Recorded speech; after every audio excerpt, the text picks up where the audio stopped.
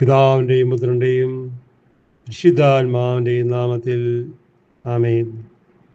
ദൈവമായ കർത്താവേ, അവിടുത്തെ വചനമായ പുറപ്പാട് പുസ്തകത്തിലൂടെ ഞങ്ങൾ കടന്നു പോകുമ്പോൾ ഈ കേൾക്കുന്ന വചനമെല്ലാം ഒരു അനുഗ്രഹമായി ഞങ്ങളിൽ കത്തിപ്പടരണമെന്ന് സ്വർഗീയ പിതാവേ, പുത്രൻ മഹത്വപ്പെടുവാൻ ഞങ്ങൾക്ക് സാധിച്ചു തരണമേ.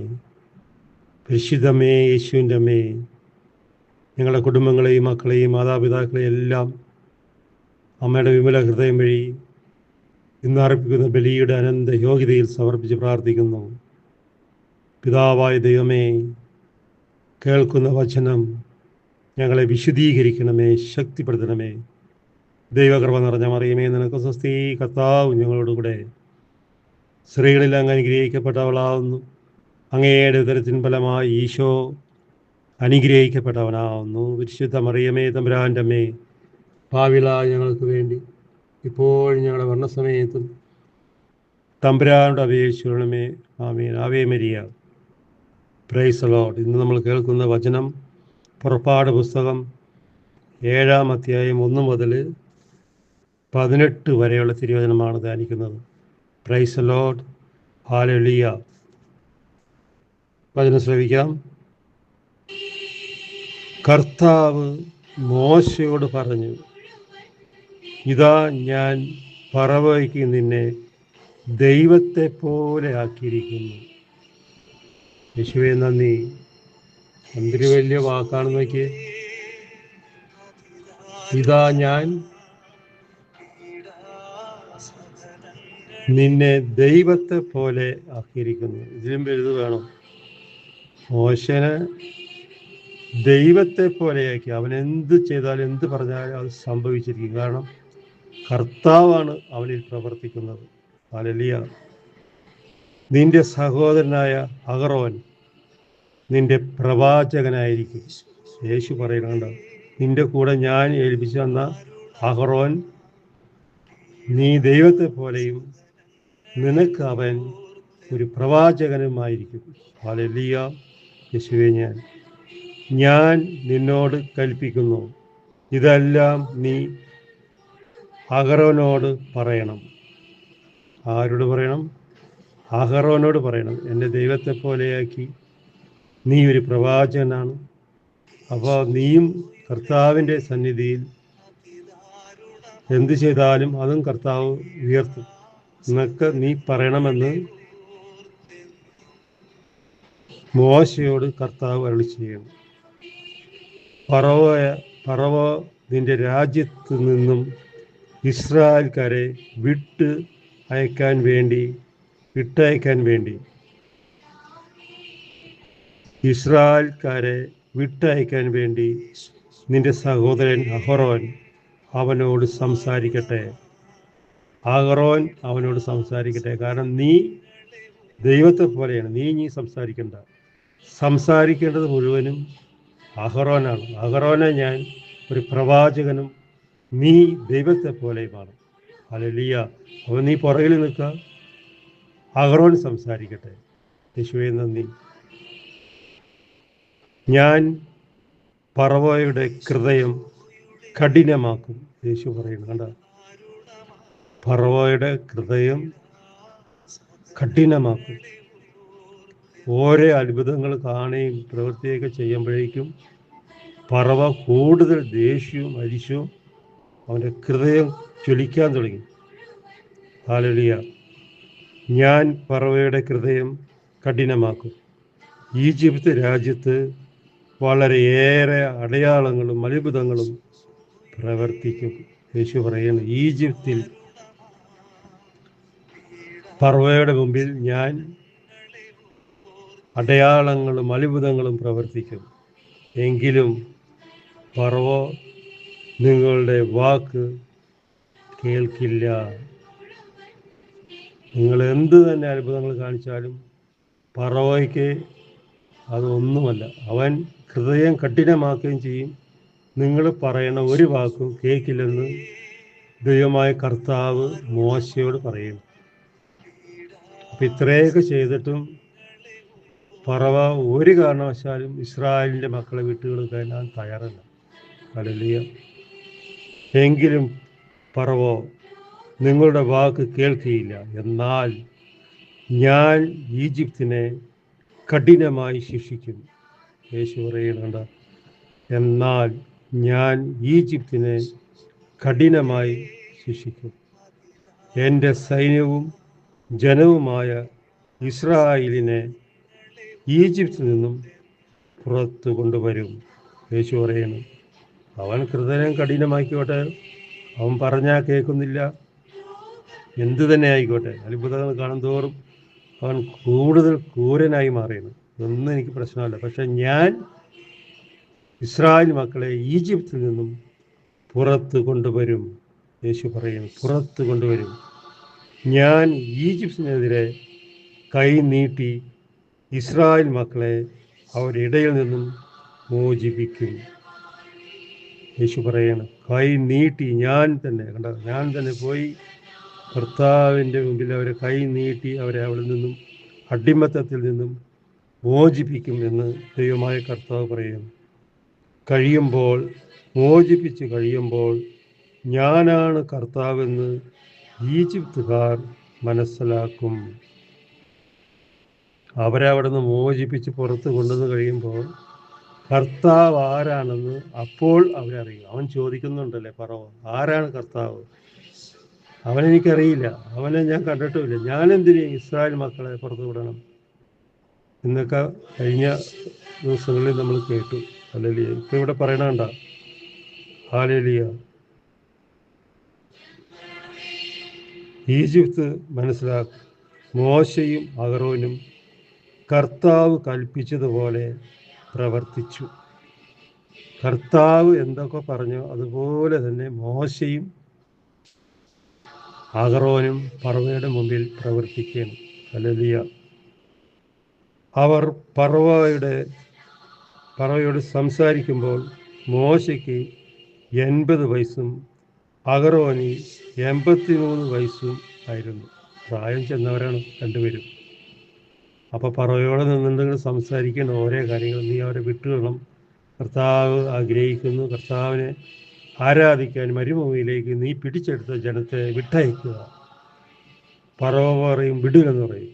ആരെന്ത് പറഞ്ഞാലും എന്ത് കാണിച്ചാൽ ഞാൻ അവരെ വിടില്ല, അവരുടെ പണി നിങ്ങൾ മുടക്കരുത് എന്നൊക്കെ പറഞ്ഞ് ഒരു അടിമപ്പണിക്ക് വേണ്ടി അവൻ വെച്ചുകൊണ്ടിരിക്കുകയാണ്. ഹല്ലേലൂയ. 8-ാം വാക്യം, കർത്താവ് മോശയോടും ആഹരോനോടും പറഞ്ഞു, പറവ നിങ്ങളുടെ ഒരു അടയാളം ആവശ്യപ്പെടുന്ന പക്ഷം, കർത്താവ് മോശയോടും അഹരോനോടും പറഞ്ഞു, പറവ നിങ്ങളോട് ഒരു അടയാളം ആവശ്യപ്പെടുന്ന പക്ഷം, ഒരു അടയാളം കാണിക്കാൻ പറയും. അപ്പോൾ എന്താ ചെയ്യേണ്ടത്? നിന്റെ കയ്യിലുള്ള വടി തന്നെയാണ് നിനക്ക് അടയാളം. അത് നീ നിലത്തിടുക, അത് നീ വെള്ളത്തിൻ്റെ മേലടിക്കുക. ആ വടിയാണ് നിനക്ക് കർത്താവ് തന്നിരിക്കുന്ന പരിശുദ്ധാത്മാവ് നിറഞ്ഞ വടി. അതുകൊണ്ട് നീ എന്ത് ചെയ്താലും അത് നടന്നിരിക്കും. ഹല്ലേലൂയ. നീ അഹരോനോട് നിന്റെ വടിയെടുത്ത് പറവയുടെ മുൻപിലിടുക. അവനൊരു അടയാളം ചോദിക്കുമ്പോൾ ഉടനെ ഈ വടി എടുത്തിട്ട് പറവയുടെ മുമ്പിലേക്ക് ഇടുക. അപ്പം എന്താ സംഭവിക്കുന്നതെന്ന് വെച്ചിട്ടുണ്ടെങ്കിൽ അതൊരു സർപ്പമായിട്ട് മാറും എന്ന് പറയണം. അത് സർപ്പമായി മാറും. മോശയും അഹരോനും പറവയുടെ അടുക്കൽ ചെന്ന് കർത്താവെ കൽപ്പിച്ചതുപോലെ പ്രവർത്തിച്ചു. വടിയെടുത്തവർ അവൻ്റെ മുമ്പിലേക്ക് ഇട്ടു. അപ്പം എന്താ സംഭവിച്ചിട്ടുണ്ടെങ്കിൽ വലിയൊരു സർപ്പം, വലിയൊരു പാമ്പായിട്ട് ആ വടി അങ്ങോട്ട് മാറി എഴുന്നേറ്റ് നിന്നു. ഹല്ലേലൂയ. അഹരോൻ വടി പറവയുടെ സേവകരുടെയും മുമ്പിലിട്ടു. പറവയുടെയും സേവകരുടെയും മറ്റു ചില ആൾക്കാരൊക്കെ അവിടെ ഉണ്ട്, അവരുടെ മുമ്പിലേക്ക് അവിടെ ഇട്ടു കൊടുത്തു. അപ്പം തന്നെ അത് സർപ്പമായി മാറി. അപ്പോൾ പറവ പിഞ്ഞാന്മാരെയും മന്ത്രവാദികളെയും വിളിച്ചു വരുത്തി. അവൻ്റെ ആൾക്കാരെയൊക്കെ വിളിച്ച് മന്ത്രവാദികളെയും കൂടാതിരെയും ശുക്രവിധിയേന ഓരോ ആൾക്കാരെയും അവൻ വിളിച്ചിങ്ങോട് വരുത്തി. ഇവനെ ഈ വടി കൊണ്ട് എന്നെ പേടിപ്പിക്കണം, ഞാൻ കാണിച്ചു തരാമെന്ന് പറഞ്ഞിട്ട് ഫറവോ എല്ലാ മന്ത്രവാദികളെയും അവരുടെ കൂട്ടത്തിലുള്ള മറ്റേ സന്നിധിയിൽ നിൽക്കുന്നവരെയൊക്കെ വിളിച്ചു കൂട്ടി. അതല്ല,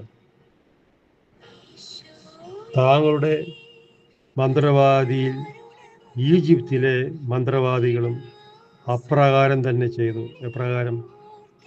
അവരും കൊണ്ടുവന്നുണ്ട് വടി. ആ വടിയും അവർ ഇട്ടപ്പോൾ അതും പാമ്പായി മാറി. അവർ പാമ്പ് കളിയായി അവിടെ മൊത്തം. ഹല്ലേലൂയ, യേശുവേ നന്ദി. അവർ ഓരോരുത്തരും താങ്കളുടെ വടികൾ നിലത്തിട്ടു. കണ്ട, ഓരോരുത്തരും മന്ത്രവാദികളുടെയും ശുക്രവിധിയുടെയും കൂടോത്രക്കാരുടെയൊക്കെ വടികൾ ഓരോരുത്തരും വന്നിരിക്കുകയാണ്. അവരൊക്കെ ഈ വടി അങ്ങോട്ട് നിലത്തേക്ക് ഇട്ടു. ഒരു യുദ്ധം നടക്കുകയാണ്, പാമ്പിൻ്റെ യുദ്ധം. ഹല്ലേലൂയ, യേശുവേ നന്ദി, യേശുവേ ആരാധന. ഓരോരുത്തരും അവരുടെ വടികൾ നിലത്തിട്ടു. അപ്പോൾ അവ സർപ്പമായി മാറി. ആ മന്ത്രവാദികൾ കൊണ്ടുവന്ന മറ്റുള്ളവർ കൊണ്ടുവന്ന ഞങ്ങളുടെ വടികളൊക്കെ നിലത്തിട്ടപ്പോഴത്തേനും അതെല്ലാം സർപ്പമായിട്ടാണ് മാറി. എന്നാൽ അഹ്റോന്റെ വടി അവരുടെ വടികളെല്ലാം വിഴുങ്ങിക്കളഞ്ഞു. അഹ്റോന്റെ കയ്യിൽ വടിയുണ്ട്, മോശയുടെ വടിയാണത്. ആ വടി ഇപ്പോൾ അഹ്റോന്റെ കൈ കൊടുത്തേക്കാണ്. കാരണം മോശനെ ദൈവമാക്കിയേക്കാണ് കർത്താവ്. അപ്പം അഹ്റോനാണ് മോശയുടെ വടി പിടിച്ചേക്കുന്നത്. ആ വടി പാമ്പായി നിലത്ത് കിടപ്പുണ്ട്. അത് അവരെല്ലാം വടികളെയും വിഴുങ്ങിക്കളഞ്ഞു. പാമ്പായി കിടന്നിരുന്ന വടികളെല്ലാം എടുത്ത് ഈ പാമ്പ് സർപ്പം വിഴുങ്ങിക്കളഞ്ഞു. കർത്താവ് പറഞ്ഞതുപോലെ ഫറവോയുടെ ഹൃദയം കഠിനമായി. ഇത് കണ്ടപ്പോഴത്തേനും ഫറവോ അങ്ങോട്ട് ഭയങ്കരമായിട്ട് കഠിനമാക്കി, പല്ല് കെട്ടിച്ചാലും ദേഷ്യപ്പെട്ട് ഇങ്ങനെ നിൽക്കുകയാണ്. അല്ലല്ല, അവൻ അവരുടെ വാക്ക് കേട്ടില്ല. ഫറവോ കേൾക്കണ പ്രശ്നമില്ല, എന്ത് തന്നെ പറഞ്ഞാലും ശരി. ഫറവോ ഈജിപ്തുകാരെ കർത്താവിൻ്റെ നാമത്തിൽ ആരാധിക്കാൻ അവരെ വിടില്ല. ഒറ്റ പിടുത്തം പിടിച്ച് നിൽക്കണത്. ഹല്ലേലൂയ.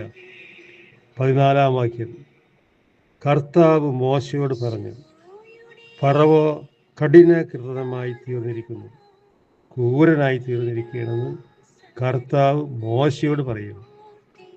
പിന്നെ ഇതൊന്നും കണ്ടാലൊന്നും ഇവൻ നേരെ ആവില്ല. ഇവൻ്റെ ഹൃദയം കഠിനമായി ക്രൂരനായിക്കൊണ്ടിരിക്കുകയാണെന്ന് കർത്താവ് മോശയോട് പറയുന്നു.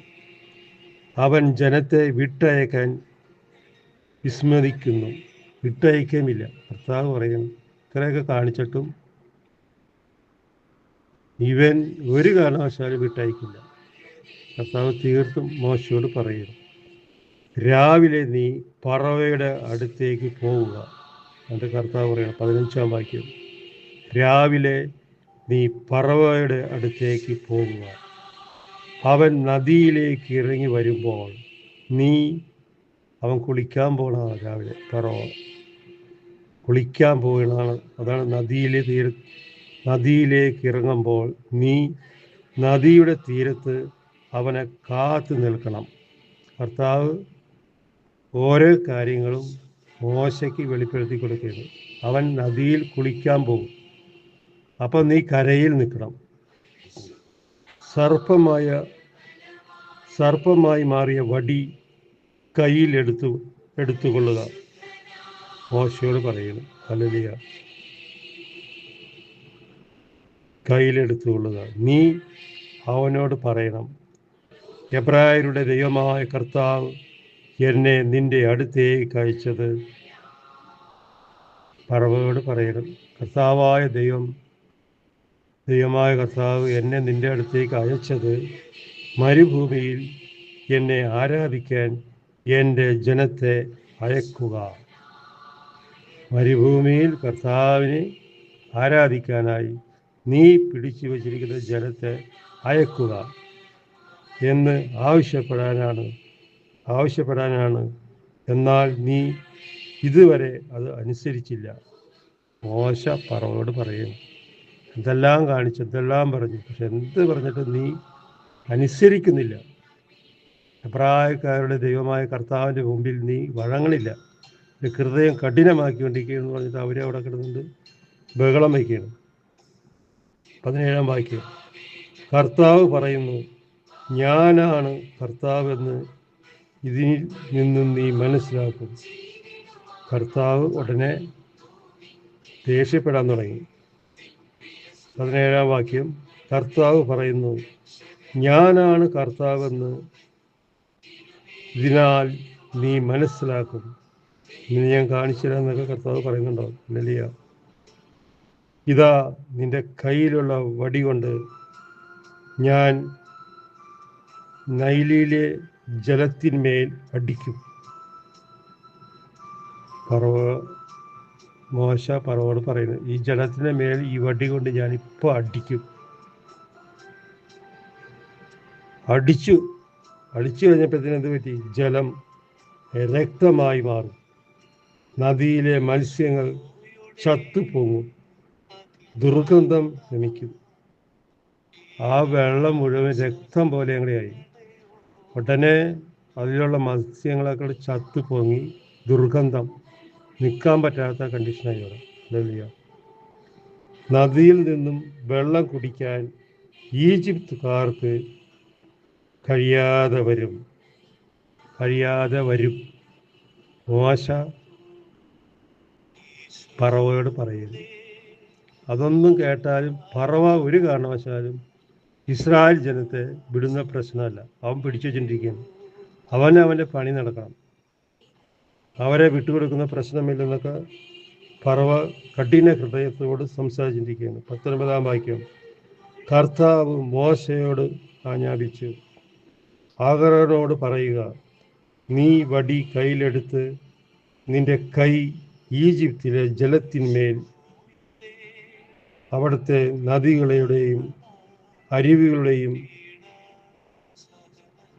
മേൽ ഇടുക. എല്ലാം രക്തമായി മാറിയാണ് മൊത്തം. ഭയങ്കര അത്ഭുതങ്ങളെ കാണിക്കുന്നു കർത്താവ്. ഹല്ലേലൂയ. യേശുവേ നന്ദി.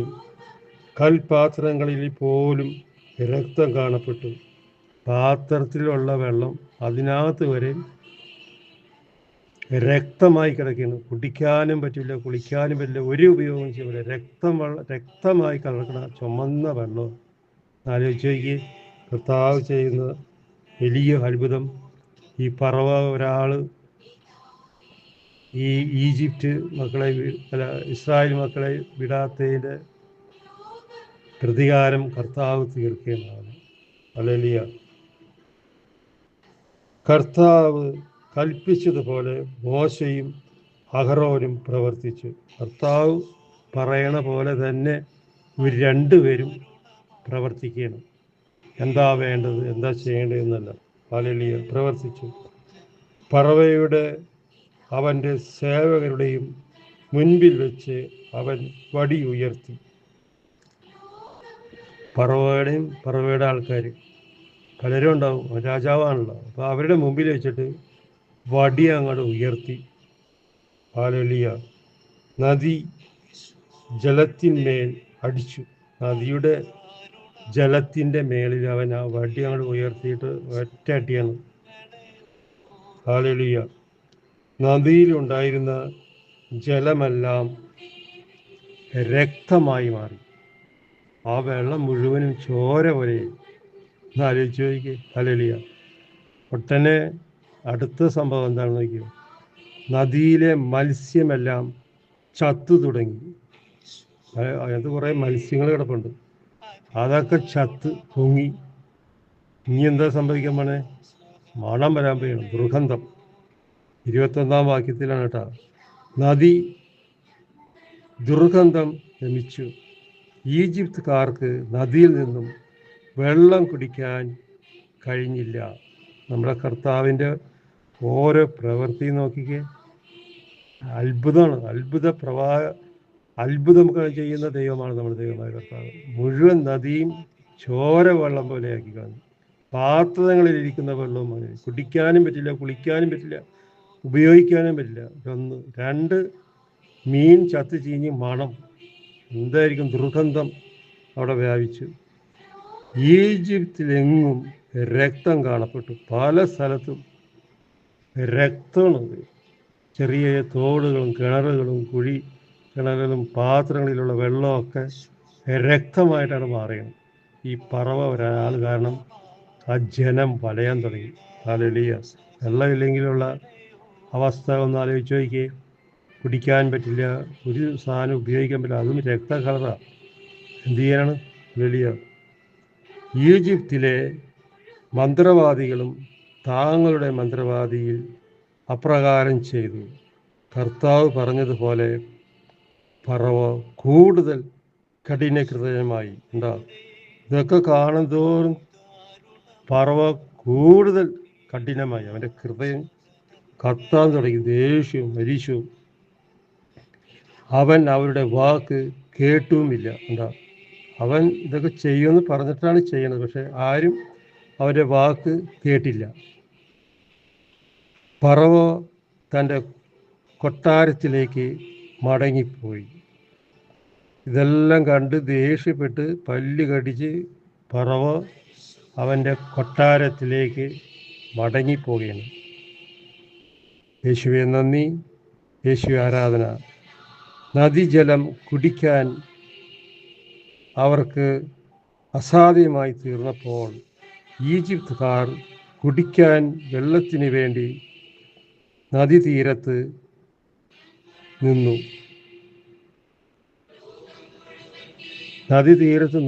എന്നിട്ട് അവരെന്ത് ചെയ്തെന്നറിയുമ്പോൾ കുഴിയുണ്ടാക്കി. അല്ലല്ലിയ, കുടിക്കാൻ വെള്ളത്തിന് വേണ്ടി കുഴികളുണ്ടാക്കി.